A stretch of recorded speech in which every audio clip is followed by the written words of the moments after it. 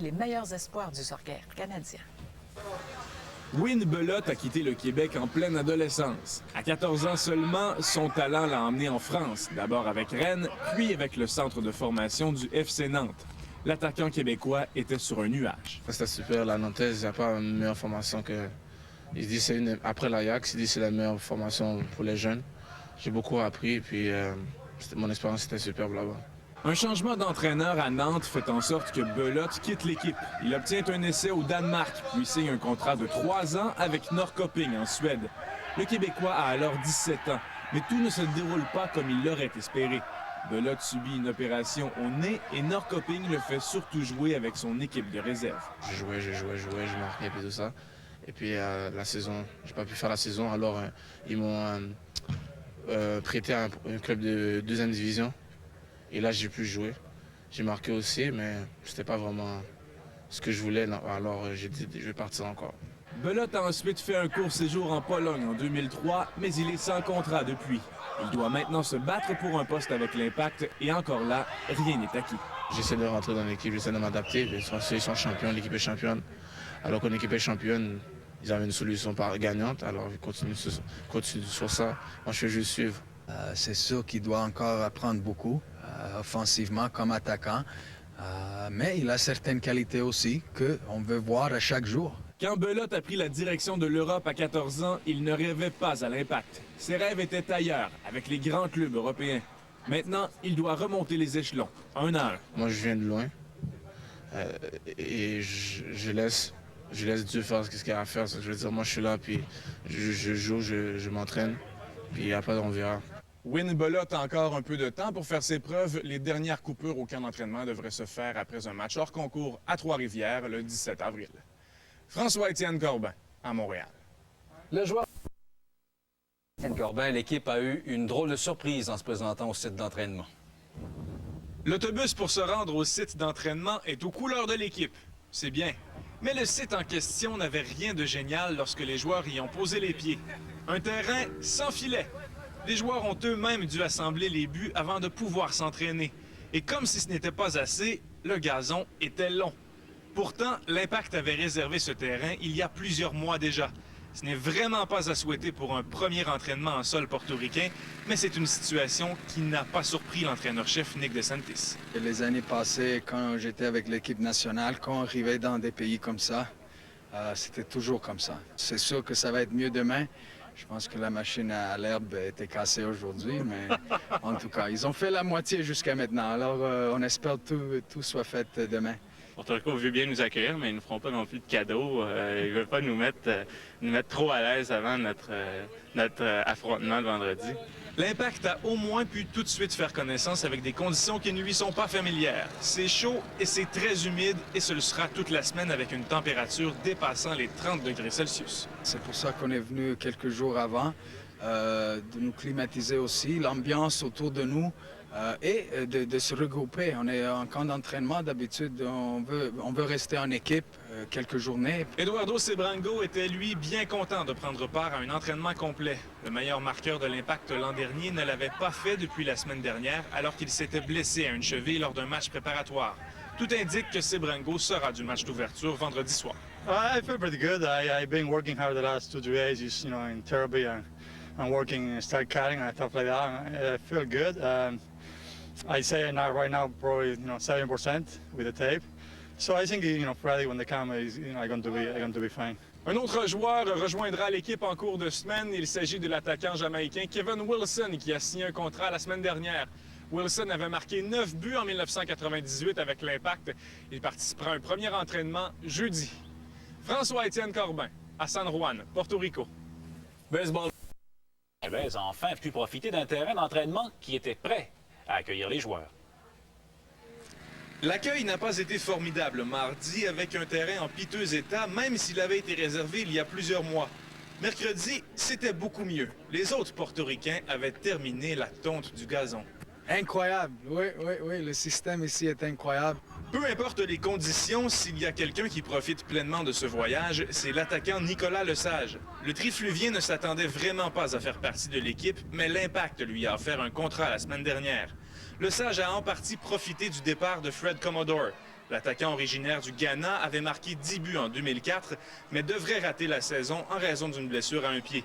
Il a été libéré par l'Impact. Il y a 2 ans, j'étais déjà venu au camp, puis je m'étais rendu quand même assez loin, puis je m'étais dit qu'éventuellement je reviendrais. Donc c'est pour ça que l'année passée, j'étais allé jouer semi-professionnel aux États-Unis, puis j'ai eu une bonne saison. Donc, mais à ce temps-ci, l'année passée, non, je pensais pas un jour jouer professionnel. Certains joueurs clés pourraient rater le match d'ouverture. D'abord, le défenseur Mauricio Vincello s'est blessé à une cheville. Dans le cas du milieu de terrain Sandro Grande, ce sont les genoux qui le font souffrir. Puis Nevio Pizzolito a un problème à une cuisse. Dans les 3 cas, l'Impact jouera de prudence. On doit aussi penser que l'équipe disputera un 2e match en 3 jours, dimanche. Si je joue vendredi, ça peut engraver. Ça ne va pas améliorer pour dimanche. D'abord, pour vendredi, je pense pas à commencer pour être sûr pour dimanche pour être là.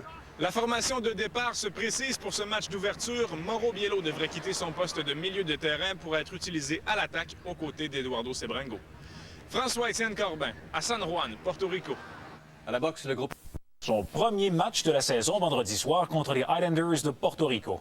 Un nouveau joueur s'est joint au groupe aujourd'hui. Il s'agit de l'attaquant jamaïcain Kevin Wilson. L'Impact avait certaines incertitudes en attaque avec le départ de Fred Commodore, auteur de 10 buts en 2004. La formation montréalaise espère maintenant avoir trouvé l'homme pour le remplacer. Kevin Wilson s'amène et il n'est pas en terrain inconnu, ayant déjà joué à Montréal. Il avait marqué 9 buts en 1998, terminant au 3e rang des marqueurs de l'équipe. I think Montreal have a very good structure of management and very good players, very good commitment to players. So I think that's my choice to come back and give my best. Fraîchement débarqué, Wilson ne sera pas de la formation partante vendredi à Porto Rico, mais il pourrait jouer plus tard dans la rencontre. Sa condition physique est à point. Il jouait en première division en Jamaïque avant de s'entendre avec l'Impact. Il était le 2e meilleur marqueur de son équipe avec 8 buts. C'est sûr que ça va lui prendre du temps. Il ne peut pas venir ici puis tout de suite l'envoyer dans la mêlée. Mais déjà aujourd'hui, on voit qu'il y a une certaine vitesse de lui. Il cherche beaucoup de ballons. Alors c'est sûr qu'on a hâte de le voir jouer. Espérant qu'on peut l'impliquer dans le match de vendredi. C'est Mauro Biello qui sera de la formation partante en attaque aux côtés d'Eduardo Sebrango. Le capitaine de l'équipe jouait en milieu de terrain l'an dernier, mais il connaît bien le rôle qu'il aura à occuper vendredi. J'ai joué déjà en attaque, j'ai joué sur l'aile. Alors pour moi, si je peux aider l'équipe dans cette position, c'est ça que je vais faire. Je vais utiliser ma vitesse de rentrer dans des espaces libres et essayer de donner un peu de problème à la défense de l'autre équipe. Par ailleurs, Sandro Grande et Mauricio Vincello, qui s'étaient blessés plus tôt cette semaine, seront finalement de la formation partante vendredi. Ce ne sera pas le cas pour Nevio Pizzolito, qui soigne toujours une blessure à une cuisse. François-Étienne Corbin, à San Juan, Porto Rico.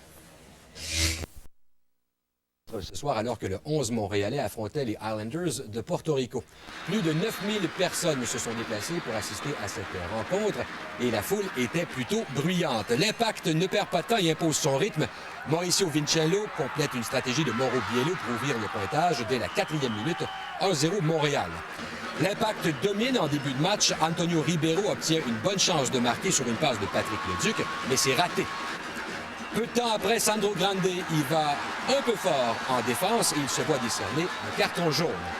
L'Impact semble un peu endormi en défensive et cafouille devant l'attaque de Porto Rico qui profite de l'occasion pour créer l'égalité. Un but d'Alexis Riviera. Porto Rico domine complètement la 2e demi et obtient plusieurs chances de marquer, mais chaque fois, personne ne peut compléter. Le match se termine donc par un verdict nul de 1-1. Voici les commentaires d'après-match tels que recueillis par François-Étienne Corbin, qui est sur place. Les champions en titre de la première division des ligues de soccer unifiées ont connu un début de saison 2005 plutôt ordinaire. L'Impact avait pourtant clairement dominé la première mi-temps face aux Islanders de Porto Rico, sans pouvoir vraiment en profiter. L'équipe de Mauricio Vincello avait pourtant donné les devants montréalais dès la 4e minute de jeu, sauf que Porto Rico est revenu de l'arrière en finale 1-1. C'était un match très serré. C'est une équipe qui s'est améliorée beaucoup cette année. Une atmosphère excellente qui jouait pour eux. Quand même, je pense qu'on a bien joué, on a créé beaucoup d'occasions. Je trouve que c'est quand même bien pour quand même un début. On est à Porto Rico, il fait chaud et tout ça. Bon, je veux dire, on a eu quand même de très bonnes chances de marquer. Là, on a pu finir le match au moins 4 arrêts. Mais je veux dire, on les a manqués justement. Le ballon est glissé et tout ça. Bon, on ne peut pas vraiment prendre d'excuses pour ça parce que le ballon est glissé pour les deux. Bon, on a fait une erreur. Ils ont profité, ils ont marqué le but, ils ont fini 1-1. On va sûrement se reprendre dimanche. On est un peu déçus parce que selon l'allure du match, je pense qu'on a eu plus de chance que l'autre équipe. On a quand même un but sur une de nos erreurs. En première demi, c'était la seule chance qu'ils ont eue. Alors, les deuxième on est un peu désorganisés. Ça leur va donner plus de chances de contre-attaquer. Le séjour de l'Impact à Porto Rico n'est pas terminé. Les deux équipes se retrouveront dimanche à 17h. François-Étienne Corbin à Bayamon, Porto Rico. Il y avait du bruit. Les matchs... Deux équipes jouent avec beaucoup d'émotion. Alexis Riviera, il va un peu fort sur Mert qui va demeurer au sol quelques minutes, mais demeurera dans la rencontre. Kevin Wilson est un nouveau joueur avec l'Impact. L'attaquant jamaïcain s'amène près du gardien à la 51e minute, mais son tir rate la cible. Wilson est partout sur le terrain. Il se trouve au bon endroit pour prendre le ballon, faire quelques feintes et marquer le premier but du match. Ce but semble frustrer les Islanders. Regardez bien à la gauche de votre écran. Marco Velez qui donne un coup de poing juste ici à Nevio Pizolito. Il sera expulsé. L'Impact a donc l'avantage d'un homme et Wilson en profite pour inscrire son deuxième but de la rencontre. Le 11 montréalais est en parfait contrôle du match. Patrick Leduc s'amène à toute vitesse. Longue passe pour Antonio Ribeiro qui marque à son tour. C'est 3-0. Et à la fin du match, les esprits s'échauffent. Greg Sutton passe bien près d'engager le combat avec un membre des Islanders. On se calme, messieurs, on se calme. Alors, victoire de l'Impact 3-0. Montréal quitte donc Porto Rico avec une victoire et un match nul. Le moins que l'on puisse dire, c'est que l'Impact a été nettement plus convaincant que lors du premier match de la saison vendredi. Après avoir complètement dominé la première mi-temps avec 12 tirs contre 2, l'Impact a enfin pu profiter de ses chances lors de la deuxième moitié. Kevin Wilson a été le meilleur des siens. Le nouveau venu a marqué ses 2 premiers buts à son premier départ avec l'Impact. Même le premier match, on a dominé, mais on n'a pas joué aussi intelligent qu'aujourd'hui. Aujourd'hui, le ballon est à terre, puis il pouvait pas nous contenir. Well, we just go there and stick to the game plan and try to go there and do our best. I think lose a little frustrated in the first half, missing a little chances, but come second half, I think I capitalized back on the mistake in the first half. Le prochain voyage de l'Impact se passera du côté de la Virginie avec un match à Virginia Beach samedi et à Richmond dimanche. François-Étienne Corbin à Bayamon, Porto Rico. Baseball. Consacré au soccer. Premier véritable test pour le Canada au championnat du monde. La Fédération internationale avait de bonnes nouvelles pour la ville de Québec. La FIA tranchera bientôt dans le dossier PAR. Éric Bédard a de quoi célébrer, alors que George a de quoi s'inquiéter.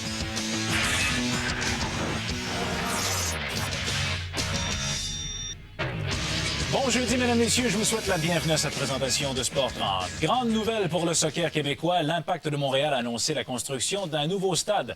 Situé au Technoparc de Montréal, le stade Saputo fera partie d'un immense complexe dédié au soccer. Déjà le 30 mars dernier, Joey Saputo parlait de son projet sur nos ondes. C'est plus avec la ville de voir les différentes possibilités, les différents sites où on peut mettre ce stade-là. Un peu plus d'un mois plus tard, la nouvelle est confirmée. Nous sommes très heureux d'annoncer aujourd'hui que grâce à une entente avec la ville de Montréal, l'arrondissement sud-ouest de la ville de Montréal et la famille Saputo, que Montréal aura enfin son centre de soccer ici même au Technoparc. Le stade Saputo pourra accueillir 13 500 personnes, avec une possibilité d'augmenter la capacité de l'établissement jusqu'à 17 000 sièges. 20 loges corporatives seront aussi construites. Mais le stade ne vient pas seul. Il fera partie du complexe Place du Public, incluant 3 terrains d'entraînement et un terrain intérieur qui serviront aux différentes associations régionales, mais aussi pour des événements nationaux et internationaux. Le coût approximatif du projet est de 15 millions de dollars, entièrement financé par le milieu privé. La famille Saputo fait elle-même un don de 7,5 millions de dollars. La Ville de Montréal, elle, est impliquée à un autre niveau. C'est un partenariat qu'on va avoir avec la Ville. Ils vont nous prêter le terrain pour un nombre d'années. Nous autres, on va construire. Le complexe Place du Public a la même mission que l'Impact. Il sera dirigé par un organisme à but non lucratif dont le but est de promouvoir le développement du soccer dans la grande région de Montréal. Un stade dédié au soccer. C'est une bonne nouvelle pour le soccer québécois, mais aussi pour les joueurs. Premièrement, les partisans seront beaucoup plus près de l'action et je pense que ça va améliorer beaucoup au spectacle, de vraiment pouvoir apprécier le jeu de près. Quelques détails restent à finaliser avec la Ville de Montréal, mais la construction pourrait commencer en septembre prochain. L'Impact espère jouer un premier match au Stade Saputo en juillet ou en août 2006. François-Étienne Corbin, à Montréal. Autre bonne nouvelle pour Montréal, la métropole a été choisie pour être une des 6 villes organisatrices du championnat du monde junior de soccer qui sera présenté au Canada en 2007. Toronto, Edmonton, Ottawa, Vancouver et Victoria sont les autres villes sélectionnées. Le nouveau stade aurait grandement joué en faveur de la candidature de Montréal auprès de l'Association canadienne de soccer. Quelques nouvelles du championnat mondial de hockey. L'Impact a un dossier de 1 victoire et 1 match nul. On joint maintenant François-Étienne Corbin qui est sur place. Bonsoir François-Étienne. Bonsoir Stéphane. Parlons d'abord d'une suspension chez l'Impact alors que le défenseur Nevio Pizzolito est suspendu pour la rencontre de ce soir. Absolument, Nevio Pizzolito qui est suspendu et c'est pour un geste qui était passé un peu inaperçu lors du dernier match. On va vous remontrer les images. Ça se passait à la 59e minute dimanche dernier à Porto Rico. À ce moment, Pizzolito recevait une claque en plein visage de la part de Marco Vélez des Islanders. Le joueur de Porto Rico à ce moment écopait d'un carton rouge. Sauf que la Ligue a eu accès aux vidéos du match et on s'est rendu compte que Nevio Pizzolito avait frappé Vélez dans les parties intimes juste avant de recevoir sa claque au visage.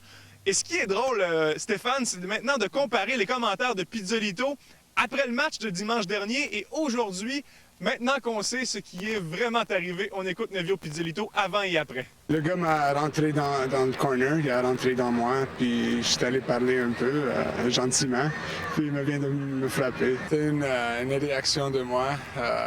J'ai essayé de ne pas faire l'arbitre me voir faire un geste. D'abord, j'ai donné un petit coup par en bas, puis lui a réagi par en haut, tu sais. Bonne nouvelle pour l'entraîneur-chef Nick DeSantis, c'est le retour avec l'équipe de Zé Roberto. Oui, Zé Roberto qui est de retour de sa saison de soccer intérieur dans la MISL avec le Kicks de Philadelphie. L'Impact l'avait prêté au Kicks pour toute la durée de la saison de soccer intérieur, mais la MISL a changé les dates des séries éliminatoires durant la saison en question, ce qui faisait que Zé Roberto devait rater quelques matchs de l'Impact. Montréal a finalement négocié avec Philadelphie pour que le milieu de terrain revienne en n'ayant raté que 2 matchs de l'Impact. Et ça a été une situation plutôt inconfortable pour Zé Roberto qui avait bien hâte, lui, de revenir avec l'Impact. You know, it was not a great feeling. You know, I wanted to be back, but, you know, you have to respect what the two teams agreed. En terminant, Stéphane, mentionnons que le soccer n'est pas vraiment populaire ici à Virginia Beach. Au cours des 3 premiers matchs cette saison à domicile pour les Mariners, il y a eu une moyenne d'environ 700 spectateurs par rencontre, donc c'est vraiment pas énorme. Merci François-Étienne. Merci, au revoir. La finale de Beach. L'Impact présentait un dossier d'1 victoire et 1 match nul depuis le début de la saison. Les adversaires de l'Impact, eux, avaient un dossier d'1 victoire, 3 défaites et 2 matchs nuls. À la 24e minute, l'Impact menace et le tir de Mauro Biello touche le poteau. 40e minute de jeu, Patrick Leduc est pris en défaut quand il commet ce tacle sur un adversaire. Il obtient un carton jaune.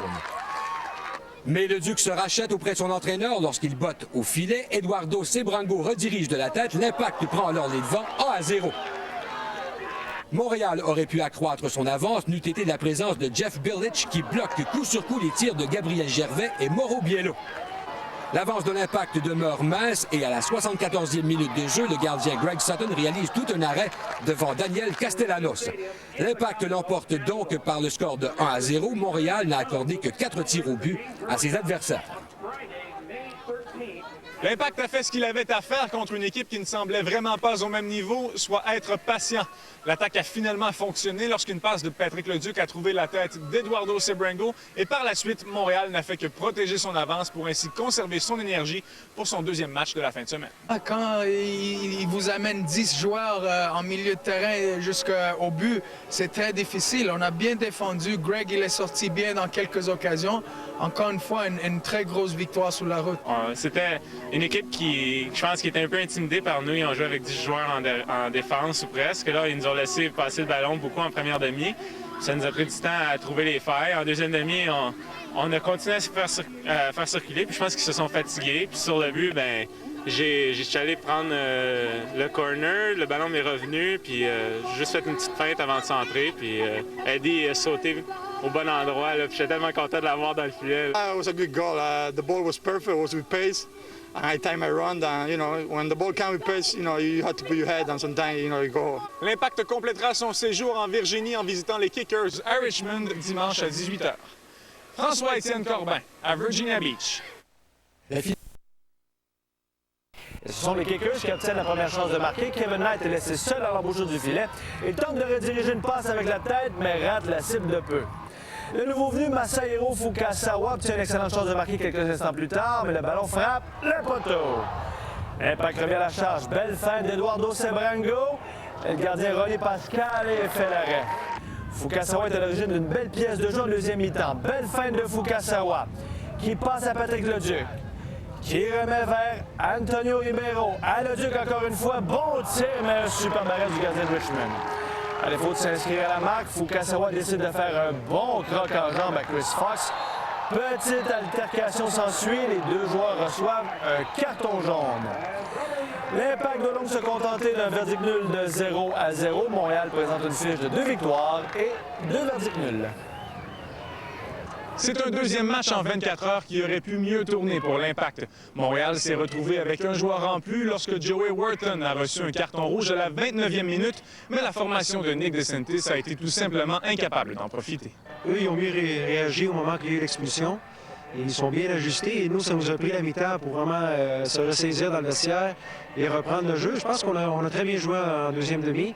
On a forcé, on n'est pas resté en arrière juste pour jouer la nulle, on voulait les 3 points. 2 matchs en 2 jours, c'est toujours très difficile. C'est pour ça que pour les gars d'aller chercher 4 points et cette équipe-là, qui sont une des meilleures équipes offensivement aussi cette année, pour nous, c'était un résultat très positif. Premièrement, il faut penser qu'on a joué hier et Richmond, c'est une des meilleures équipes dans la Ligue. Je pense qu'on a poussé à la fin, on a essayé de créer des occasions, mais c'est une équipe organisée en arrière. Et puis, pour nous, oui, on n'a pas compté, mais je pense que le match nul, c'était bien pour nous. L'Impact récolte 4 points sur une possibilité de 6 lors de ce voyage en Virginie. Prochain match dimanche prochain à Toronto. François-Étienne Corbin à Richmond. Et invaincu. L'Impact peut toujours compter sur l'appui de son groupe de partisans ultra qui a fait le voyage dans la Ville-Reine. C'est les Lynx qui obtiennent la première chance de marquer à la 11e minute de jeu. Gabriel Gervais commet une erreur, mais Greg Sutton s'illustre. Il vole le Montréalais Ali Gerba.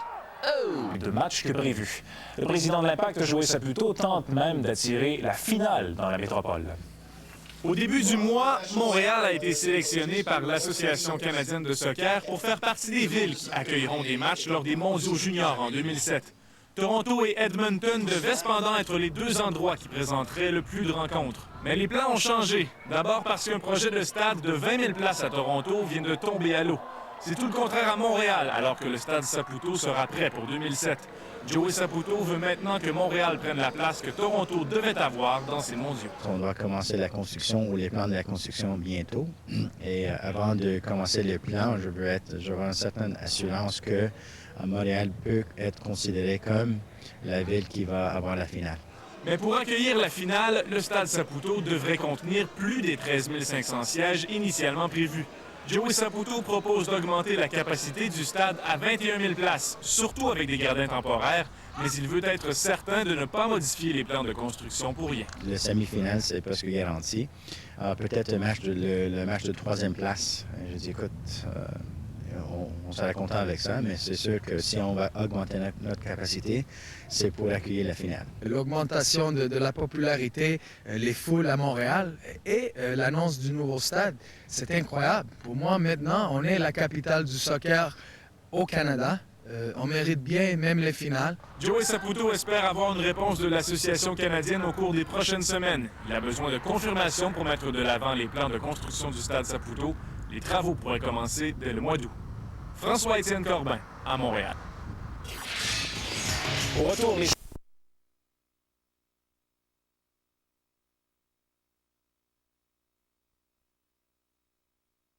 sport sans limite.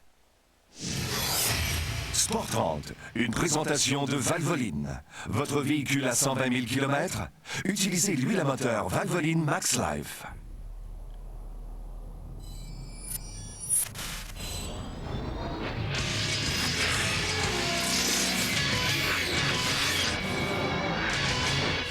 Ne cherchez pas la meilleure place, elle est déjà prise, mais rien ne vous sera caché. Vous verrez que la meilleure équipe est celle qui a pu embrasser la coupe. Duel inégal, les Russes semblaient seuls sur la glace. L'impact bénéficie de la plus importante d'étrangers. Carpentier. To order extreme sports, call your local television service provider. Then making their way to the pitch, the team is in position, ready for the whistle. No hesitation by Listen as she takes charge of the situation to Machado, who's got good pace and fabulous control. Swept out to the left of St. Louis. Good pass to Peacock, looks strong, could go all the way. Fox Sports World Report, taking you around the sporting world. Every night on Fox Sports World Canada. Body Breaks with Hal Johnson and Joanne McLeod. I don't mind waiting, and I'm glad, because I have a feeling Hal would only procrastinate. No, I know he would procrastinate.